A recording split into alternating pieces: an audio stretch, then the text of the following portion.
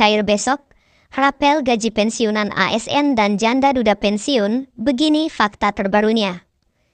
Untuk penjelasannya Bapak Ibu, mari kita simak secara bersama-sama. Pencairan rapel gaji pensiunan ASN serta pensiunan janda duda ramai diperbincangkan menjelang jadwal pembayaran pensiun bulan Juni 2026. Banyak informasi yang beredar di media sosial menyebutkan bahwa rapel gaji mulai cair besok sebelum pembayaran pensiun reguler.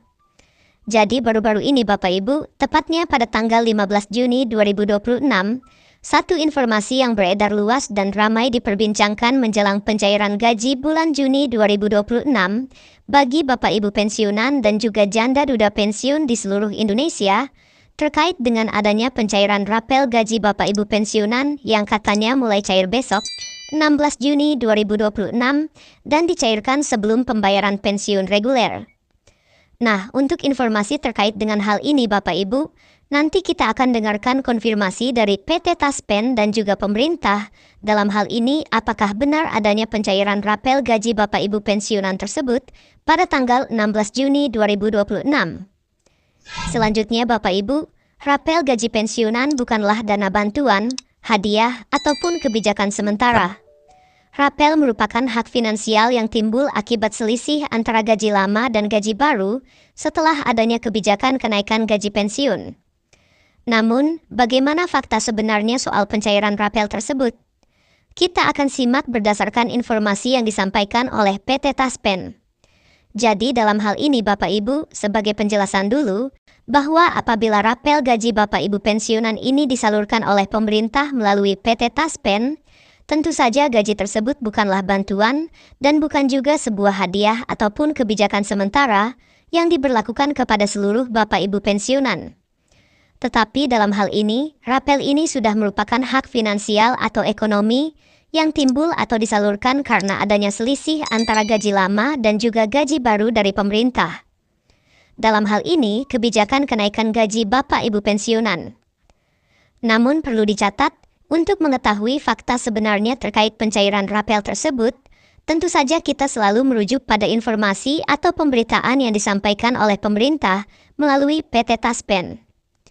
Sebelum kita masuk pada informasi atau klarifikasi yang disampaikan oleh PT Taspen, Bapak Ibu, pertama-tama kita harus memahami dulu informasi yang beredar saat ini soal rapel gaji Bapak Ibu pensiunan per bulan Juni 2026. Berdasarkan informasi yang beredar di media sosial, pemerintah menegaskan bahwa tidak semua pensiunan menerima rapel dalam jumlah dan waktu yang sama. Perbedaan nominal rapel merupakan konsekuensi dari struktur penggajian nasional yang bertingkat. Jadi, sesuai dengan informasi yang beredar saat ini Bapak Ibu, di mana ada sebuah informasi yang menyatakan bahwa pemerintah menegaskan terkait pencairan rapel ini, di mana rapel tersebut akan disalurkan dalam jumlah dan waktu yang tidak sama, tetapi untuk perbedaan nominal rapel merupakan sebuah konsekuensi dari struktur penggajian secara nasional yang akan diberlakukan secara bertingkat bagi Bapak Ibu pensiunan. Selanjutnya, faktor penentu besaran rapel meliputi golongan terakhir bagi Bapak Ibu pensiunan ASN, pangkat dan masa dinas bagi pensiunan TNI Polri, serta perbedaan gaji pokok sebelum dan sesudah kenaikan. Pensiunan dari golongan yang berbeda tentu menerima nominal rapel yang berbeda pula. Jadi ini adalah strukturnya Bapak Ibu ya. Kenapa kemudian ada perbedaan nominal terkait dengan pencairan rapel tersebut? Sesuai dengan informasi yang ramai diperbincangkan saat ini. Berikutnya, hal serupa berlaku bagi pensiunan TNI Polri, di mana pangkat terakhir serta lama masa kerja dan juga pengabdian menjadi dasar utama perhitungan. Pemerintah memastikan seluruh perhitungan dilakukan secara proporsional, transparan, dan tanpa pengurangan hak. Jadi tak hanya untuk pensiunan PNS dan juga janda duda Bapak Ibu, hal ini juga berlaku bagi Bapak Ibu pensiunan TNI Polri sesuai dengan informasi yang beredar, di mana pangkat terakhir serta lama masa pengabdian menjadi dasar utama perhitungan rapel tersebut. Pemerintah memastikan seluruh perhitungan dilakukan secara proporsional, transparan, dan juga tanpa pengurangan hak, sesuai dengan regulasi atau aturan yang berlaku. Jadi, ini penjelasan terkait dengan informasi yang beredar saat ini, Bapak Ibu. Berikutnya, kalau kita lihat bagaimana kemudian penjelasan resminya Bapak Ibu. Apakah benar rapel tersebut cair pada tanggal 16 Juni 2026? Jadi, sesuai dengan lanjutan informasi bahwa pada tanggal 16 Juni 2026 ditetapkan sebagai acuan pencairan rapel gaji pensiunan. Penetapan ini merupakan hasil dari proses panjang penyesuaian kebijakan, perhitungan fiskal, serta verifikasi data nasional. Jadi, dilanjutkan Bapak Ibu terkait dengan pencairan rapel gaji Bapak Ibu pensiunan ini, di mana dari informasi tersebut disampaikan bahwa pada tanggal 16 Juni atau esok hari, ditetapkan sebagai acuan dimulainya pencairan rapel. Untuk dimulainya pencairan rapel gaji Bapak Ibu pensiunan, dan penetapan ini merupakan hasil dari proses yang sudah disesuaikan berdasarkan kebijakan, perhitungan fiskal, serta verifikasi data nasional. Dengan adanya tanggal acuan yang jelas, seluruh pensiunan memiliki kepastian dalam merencanakan keuangan mereka. Proses pencairan rapel dilakukan langsung melalui rekening pensiunan yang telah terdaftar secara resmi. Jadi di sini Bapak Ibu, katanya untuk proses pencairannya, rapel gaji pensiunan langsung ditransfer ke rekening Bapak Ibu pensiunan yang telah terdaftar secara resmi di bank tempat Bapak Ibu terdaftar. Pensiunan tidak perlu mengurus berkas tambahan atau mendatangi kantor layanan. Seluruh sistem pencairan telah terintegrasi secara digital melalui PET Taspen dan lembaga terkait, dengan prioritas pada keamanan dan akurasi data. Namun kita lihat apa yang disampaikan oleh PET Taspen untuk informasi terkait dengan pencairan rapel gaji Bapak Ibu pensiunan ini, yang katanya jatuh pada tanggal 16 Juni 2026. Kita simak informasi selengkapnya. Jadi, Taspen beri klarifikasi soal rapel pensiunan. Setelah ditelusuri informasi yang beredar di media sosial soal pencairan gaji rapel pensiunan pada bulan Juni 2026, Taspen sebagai pengelola dana pensiun secara resmi menyampaikan klarifikasi agar tidak terjadi kesalahpahaman di kalangan pensiunan terkait status rapel. Jadi, di sini kita masuk pada titik informasi yang sangat penting Bapak Ibu. Dari informasi pencairan rapel gaji Bapak Ibu pensiunan ini, dan Taspen sebagai pengelola dana pensiun akan menyampaikan klarifikasi terkait rapel ini kepada kita semua, agar Bapak Ibu juga tidak gagal paham atau mengalami kesalahpahaman terkait dengan informasi atau status rapel tersebut.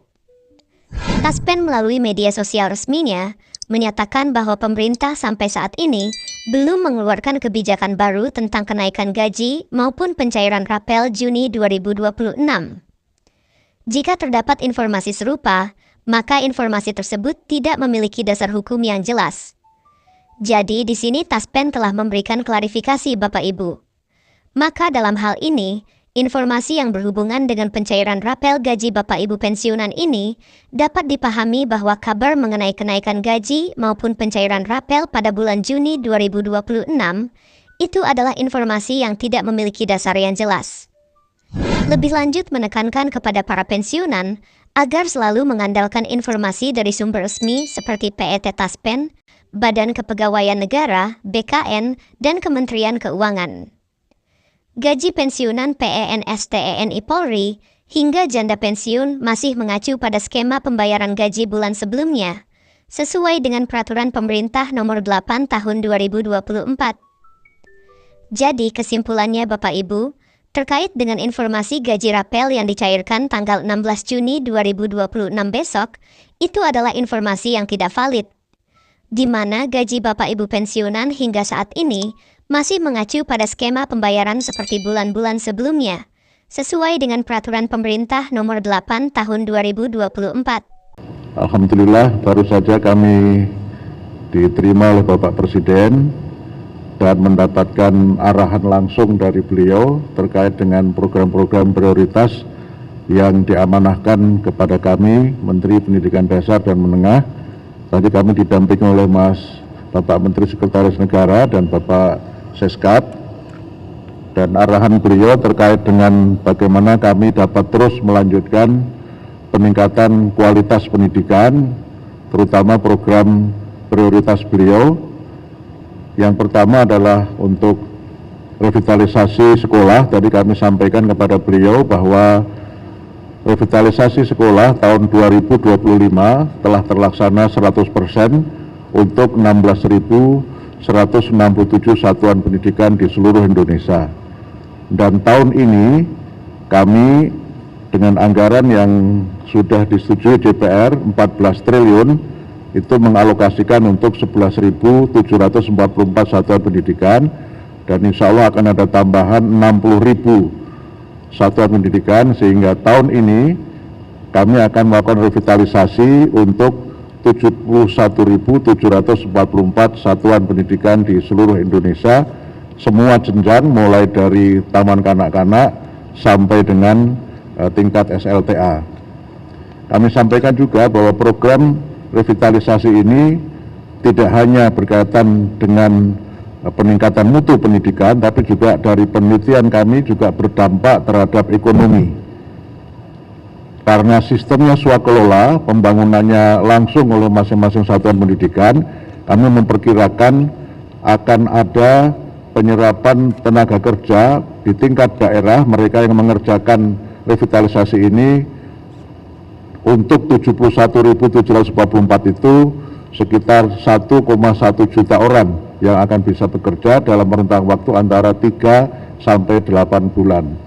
Sekarang yang revitalisasi tahun 2026 sudah mulai berjalan, sudah 70% dari alokasi 11.744 itu, dan sudah mulai dikerjakan, bahkan beberapa di bulan Juli dan Agustus sudah bisa selesai dan sudah bisa diresmikan untuk memulai tahun pelajaran tahun 2026-2027. Kemudian pembangunan ini sesuatu yang sangat dirasakan manfaatnya oleh masyarakat karena sekian puluh tahun tidak ada revitalisasi sekolah. Kami berkunjung ke daerah-daerah, terutama daerah 3T, mereka sangat berterima kasih karena walaupun sebenarnya sesuai dengan undang-undang tanggung jawab pembangunan itu ada pada pemerintah daerah, tapi karena komitmen Bapak Presiden untuk peningkatan mutu pendidikan, kami merevitalisasi sekolah-sekolah itu, baik sekolah negeri maupun swasta, dan itu kami selenggarakan di seluruh Indonesia. Kemudian yang kedua, kami tadi menyampaikan kepada Bapak Presiden sesuai arahan beliau untuk penyelenggaraan sekolah nasional terintegrasi. Yang ini merupakan sekolah unggul yang tidak berasrama, yang tahun ini direncanakan kita akan bangun 100 sekolah nasional terintegrasi, dan sudah ada usulan-usulan sekolah yang masuk dari 36 yang sudah kami seleksi, dan tahun ini nanti akan kami mulai, insya Allah 5 itu kami buka di balai-balai yang dimiliki oleh Kementerian Pendidikan Dasar dan Menengah, kemudian ada 1 yang di IKN, dan kemudian 9 yang nanti kita bangun baru di daerah yang sudah diseleksi. Pak Mensesnek nanti bisa menyampaikan terkait dengan proses seleksi itu. Kemudian untuk kesejahteraan guru, kami ingin tegaskan sekali lagi bahwa sesuai komitmen Bapak Presiden, tunjangan guru sekali lagi sudah dinaikkan dari yang guru non ASN, tunjangannya dinaikkan dari 1,5 juta menjadi 2 juta, dan kemudian guru ASN tunjangannya sebesar gaji pokok. Yang berbeda juga sebagai terobosan adalah tunjangan dan gaji itu ditransfer langsung ke rekening guru setiap bulan. Nah, ini yang membedakan dengan kebijakan sebelumnya, dan ini menunjukkan komitmen Bapak Presiden untuk bagaimana proses birokrasi yang tidak birokratis dan agar guru dapat mendapatkan manfaat langsung dari transfer tunjangan yang ke rekening guru setiap bulan. Kemudian untuk guru juga kami sampaikan bahwa tahun 2025 kami mengalokasikan beasiswa untuk 12.500 guru yang belum D4 atau S1 dengan beasiswa 3 juta per semester. Program ini sudah berjalan dengan sistem RPL, sudah masuk semester kedua, dan insya Allah sebagian akan bisa diwisuda pada tahun ini. Kami rencanakan kalau nanti sudah selesai semua yang 12.500, kami harapkan nanti kami mohon tadi kepada Bapak Presiden untuk dapat mewisuda 12.500 guru yang mendapatkan beasiswa S1 dengan sistem RPL.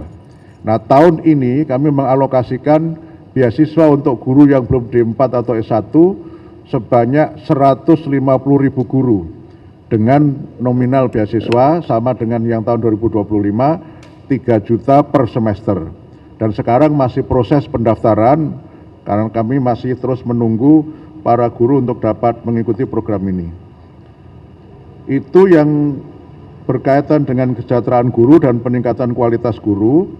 Kemudian terkait dengan MBG, kami tegaskan bahwa MBG ini merupakan bagian dari program kami, yaitu 7 kebiasaan Indonesia hebat.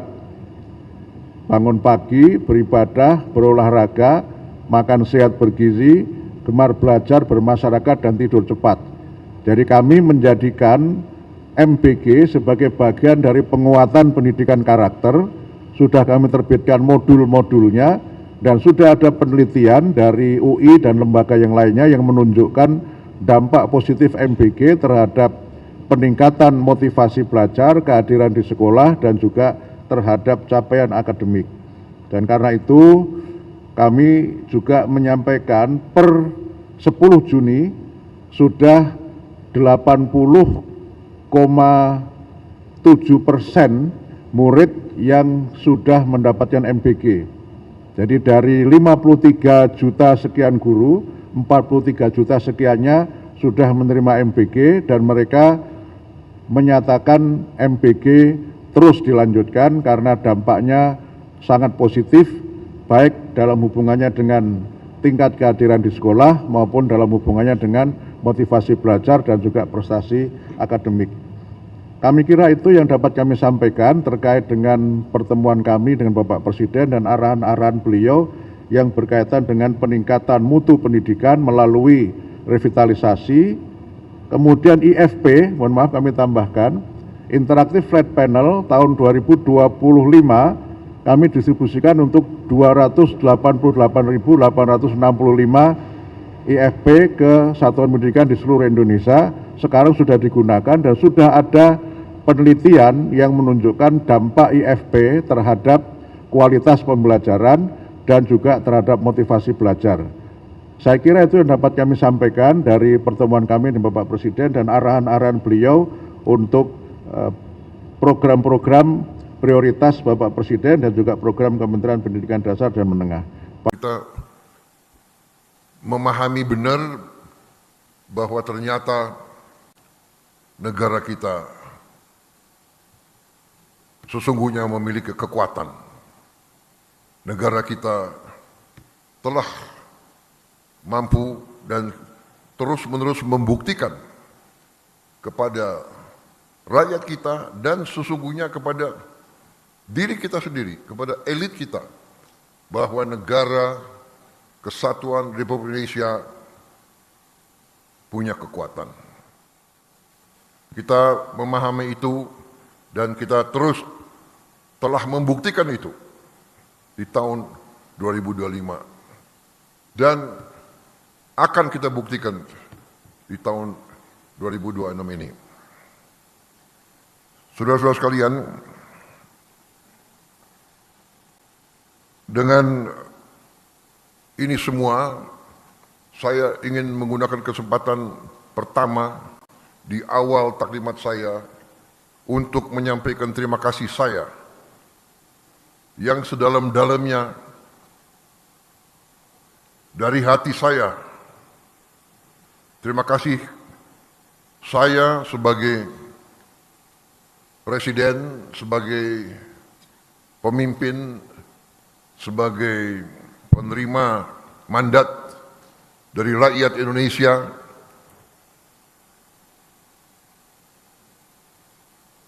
sebagai boleh dikatakan nahkoda. Saya ingin menyampaikan terima kasih kepada pembantu-pembantu saya yang paling inti, saudara-saudara, para Menko, para menteri, para kepala badan, wakil kepala badan, pejabat-pejabat lembaga-lembaga tinggi negara yang sangat penting, Panglima TNI, Kapolri, Jaksa Agung,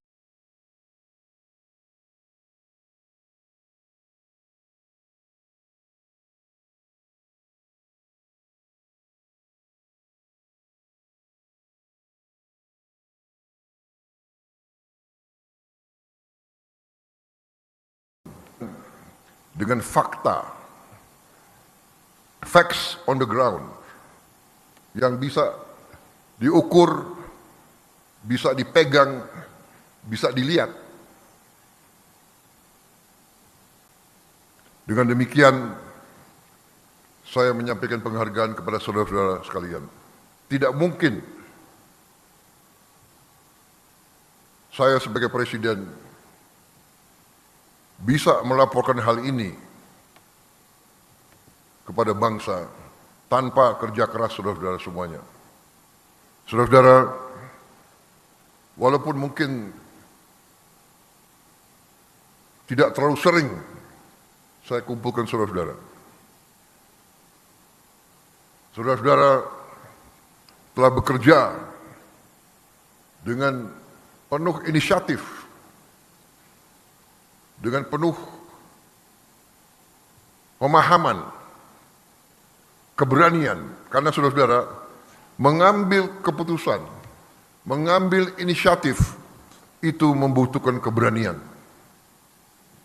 Yang paling aman, paling gampang tidak berbuat apa-apa atau menunggu petunjuk.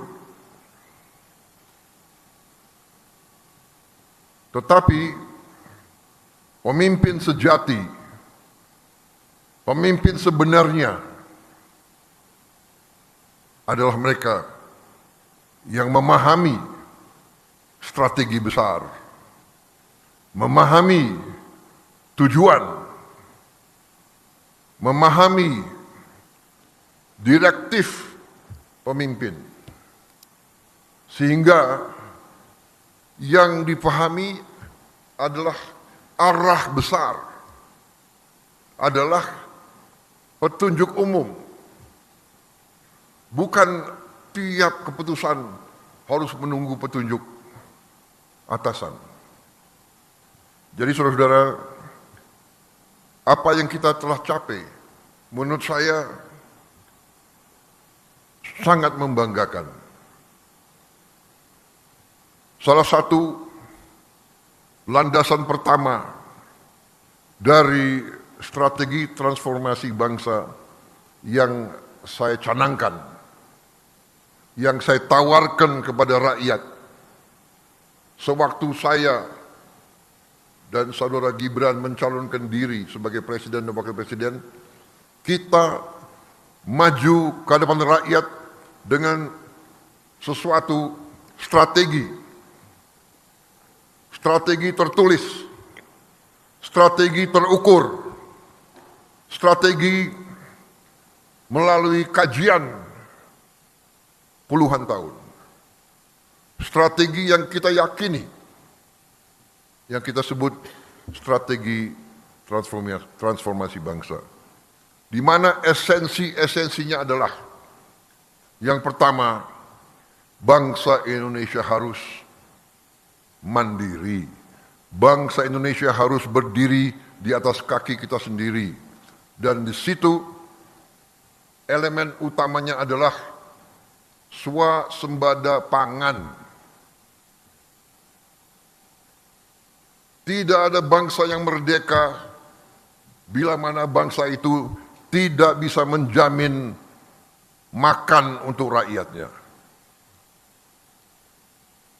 Dan awalnya adalah swasembada beras, karena beras adalah makanan pokok kita. Tapi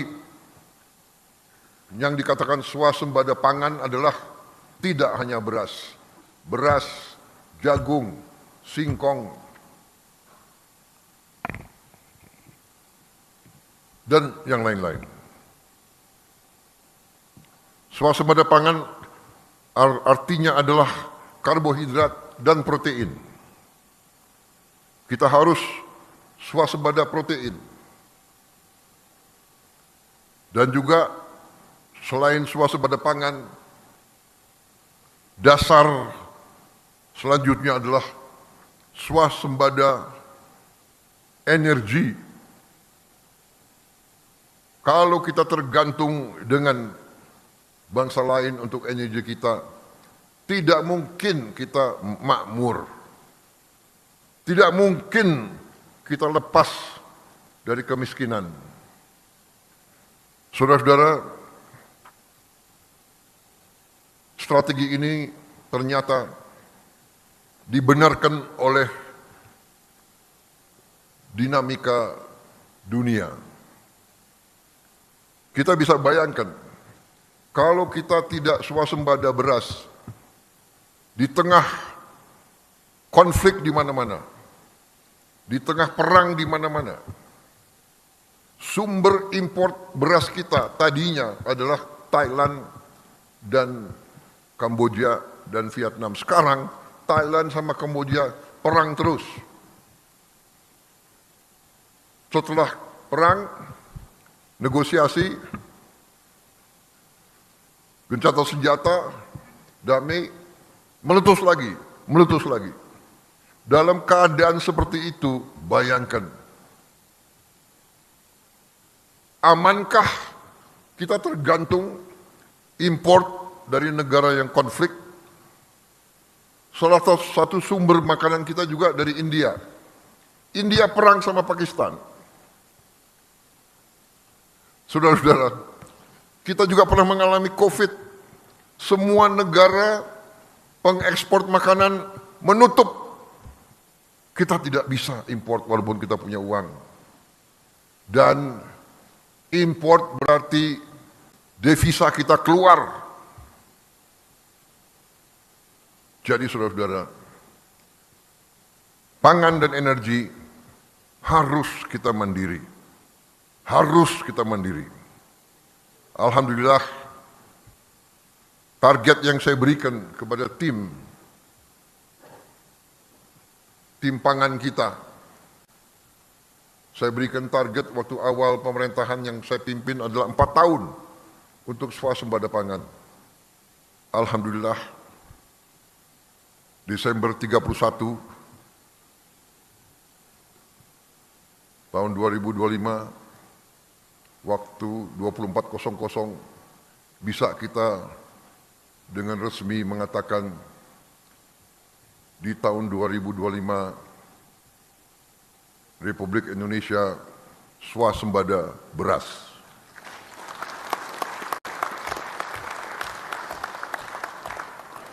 Dan saya juga cukup merasa besar hati, bangga bahwa hari ini cadangan beras kita di gudang-gudang pemerintah Indonesia adalah yang tertinggi selama sejarah berdirinya Republik Indonesia.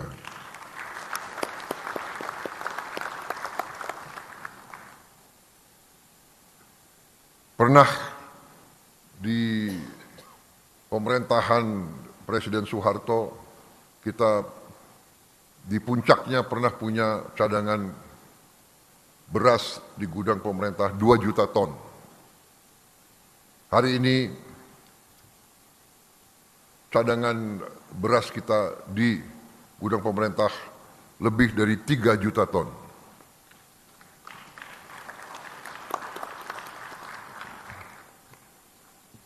Tertinggi sepanjang sejarah Republik Indonesia. Ini saya kira adalah akibat kerja keras semua unsur. Saudara-saudara sekalian, kita juga mencanangkan di awal pemerintahan program makan bergizi gratis. Pertimbangannya sangat sederhana, bahwa dari semua kajian rata-rata 1 dari 5 anak Indonesia kekurangan gizi. 20%. Di beberapa daerah sampai 30% lebih. Itu yang jelas dikatakan malnutrisi, stunting, badannya sangat lemah, pertumbuhannya tidak normal. Kemudian ternyata puluhan juta anak-anak Indonesia berangkat sekolah tanpa makan pagi. Banyak juga makan mereka hanya nasi dengan daun-daun. Untuk itu, kita telah melihat contoh-contoh banyak negara. Dan kita canangkan makan bergizi ini, kita mulai dengan 6, pada tanggal 6 Januari 2025. Hari ini adalah 6 Januari 2026 dan kita sudah mencapai hari ini, dilaporkan kepada saya 55 juta penerima manfaat. 55 juta. 55 juta anak-anak Indonesia menerima makan tiap hari. Dan termasuk ibu-ibu hamil. Ini sesuatu yang membanggakan juga karena negara-negara yang kita ketahui, contoh Brazil, Presiden Brazil menyampaikan kepada saya, mereka butuh 11 tahun untuk mencapai 40 juta penerima manfaat. Kita 1 tahun mencapai 55 juta penerima manfaat. Apakah ada kekurangan? Ada. Dalam usaha manusia sebesar ini, pasti ada kekurangan. Apakah ada penyimpangan? Pasti. Dalam usaha manusia sebesar ini, pasti ada kekurangan dan penyimpangan.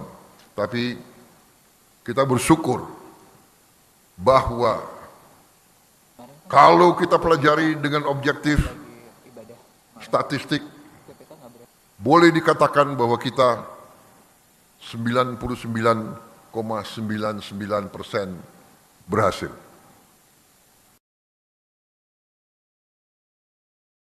Jadi saudara-saudara, tentunya kita harapkan zero defect. Itu yang harus kita capai. Tidak kita puas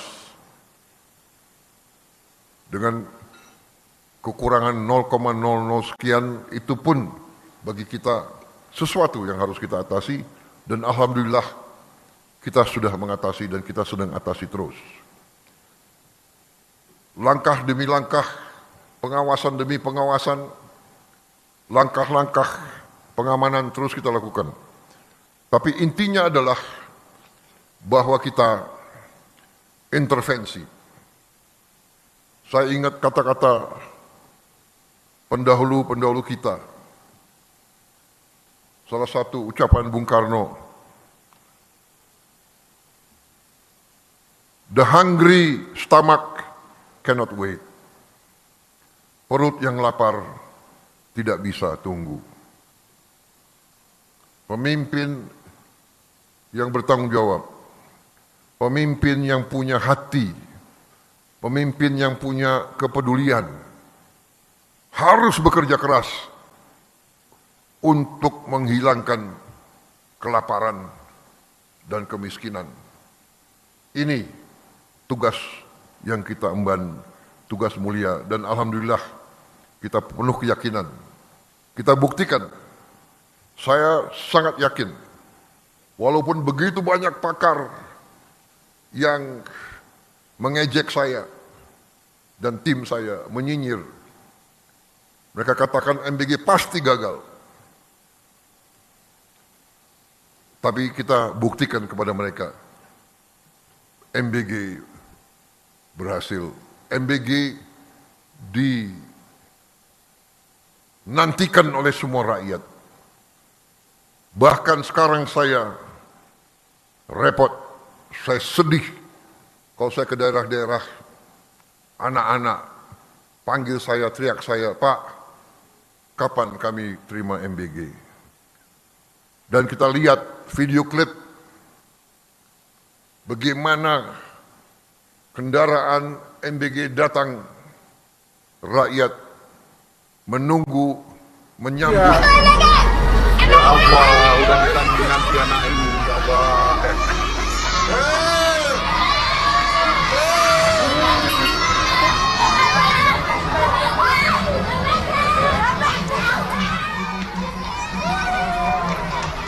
Ya Allah, sedih nanti aku. Ya Allah. Oh. Ya Allah. Allah.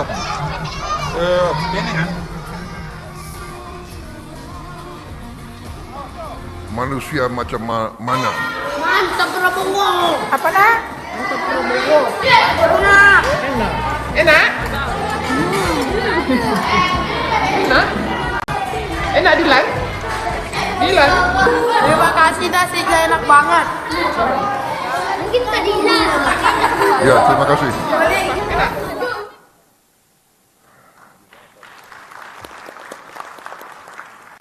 Saya tidak paham manusia macam mana yang tidak tergerak hatinya melihat anak-anak seperti itu. Saya tidak paham. Hei orang-orang pintar, hei orang-orang pintar yang ngejek, lihatlah dengan mata dan hatimu rakyat kita, anak-anak itu. Saudara-saudara, percaya kita berada di jalan yang benar, di jalan membela keadilan, di jalan memberantas kemiskinan, di jalan menghilangkan kelaparan. Kita berada di jalan yang bersih, yang suci. Kita berada di jalan yang diridhoi oleh Tuhan Maha Kuasa. Jangan ragu-ragu. Saudara-saudara, kita buktikan. Kalau niat kita bersih, niat kita tidak mencuri uang rakyat, kita berbuat untuk kepentingan rakyat, kepentingan bangsa kita, keselamatan bangsa kita, kita tidak perlu ragu-ragu. Kita tidak perlu sedikit pun gentar. Dan saudara-saudara, kita pasti dimaki, kita pasti difitnah. Karena banyak kekuatan, tidak hanya di negara kita, banyak kekuatan memang berada di pihak yang senang di alam penuh korupsi, penuh penyelewengan, penuh penipuan. Mereka ingin kaya di atas penderitaan rakyat kecil. Jadi kita harus siap. Kalau kita dihantam, kita difitnah, kita diejek, terima itu sebagai kebanggaan. Kalau orang jahat mengejek kita, berarti kita benar dan kita harus terus melaksanakan dan membela kebenaran. Saudara-saudara, banyak sekali yang kita akan review, tapi saya kira taklimat yang selanjutnya sebaiknya kawan-kawan media kita istirahat dulu. Kalau perlu mungkin makan dan minum kopi sambil saya memberi petunjuk-petunjuk yang lebih rinci. Jadi ada hal-hal yang boleh terbuka, tapi ada hal-hal yang sebaiknya kita simpan dulu, saudara-saudara. Bagaimana? Setuju? Kok nggak semangat setuju? Setuju? Biasa itu di DPR.